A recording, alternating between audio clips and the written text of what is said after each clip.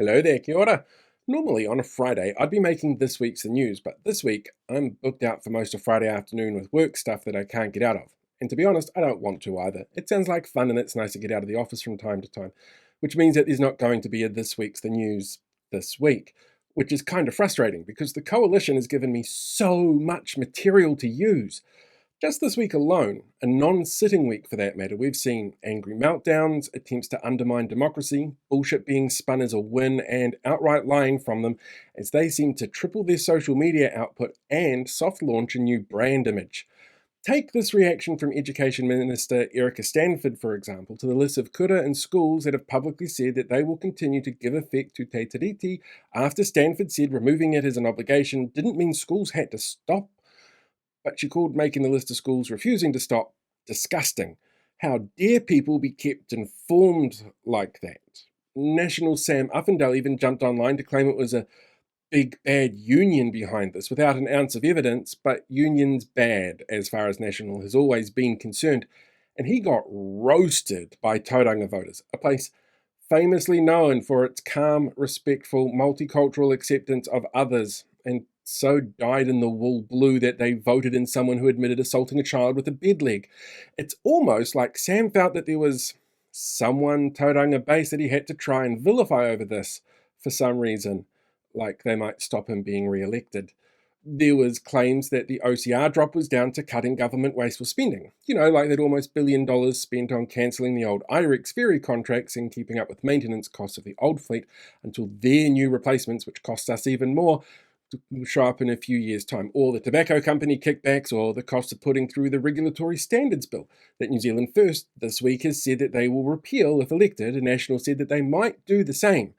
Totally awesome use of taxpayer funding. Oh, and leaving Kiwis with cheaper mortgage rates, well, that's if you have a floating rate, which 86% of people who have mortgages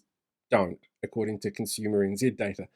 But lower interest rates do mean lower returns for those who are saving, which was the proper way to be successful, according to this post from National, where they again outright lie about Labour's CGT policy. Even their own caption contradicts the image that they posted.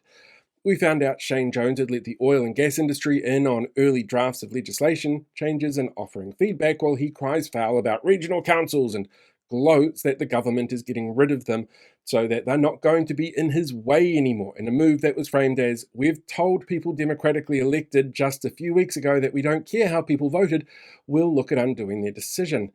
We found out official advice on the government's decision to means test 18 and 19-year-olds for the benefit was that that move is not going to do what the government claimed when they rolled it out, but it may lead to worse long-term outcomes and more dependence on benefits.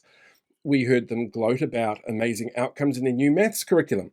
which were actually highly cherry-picked data points from a very selected sample group on a very specific topic being sold as an overall systemic improvement. And we heard about the amazing benefits of lifting KiwiSaver contributions to match Australia, only without the part where employers pay the contributions there, or ignoring the part where it was this government which slashed government contributions and kickstarts and first home buyer grants, and that we've hit record numbers of people withdrawing their KiwiSaver for hardship reasons, of which they launched with this stock photo of a family in Sweden that's been used to sell everything from foster care in the United States to hand and upper extremity centre care in Georgia. And just this week, the deadline passed for the 500 new cops that we were told were coming because gang patches were so bad, National were forced to make an AI video about them. While our billion-dollar trade deal partners, the ones who will help us build that strong economy we keep hearing about, they're actually really concerned that the coalition, the government of business, is fucking up those deals by rolling back climate change pledges those agreements were locked in with. And all of this is happening as National soft launches its new colour scheme, going from a dark to a lighter shade of blue. Be less blue with next year's National than you are with this year's National. All of this is so ripe for satire, so perfect for a new style broadcast because it's the perfect combo of ineptitude and insulting that we've become so used to from the coalition, that their supporters who claim to have critical thinking skills but believe anything this three-ring circus claim without question, no matter how dumb or how misleading it is, seems to enjoy. But honestly, I just don't have the time this week.